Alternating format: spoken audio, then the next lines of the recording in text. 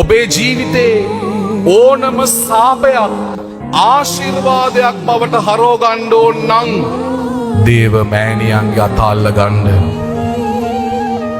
ඔබේ ජීවිතේ ඕනම සාපයක් මූසල කාලකන්ණි ජීවිතේ පාවෙච්ච අත්දැකීමක් වෙනස් කරගන්න ඕන නම් අම්මා ළඟට යන්න. ඔබට වරදින්නේ නැහැ. ඔබට වරදින්නේ නැහැ.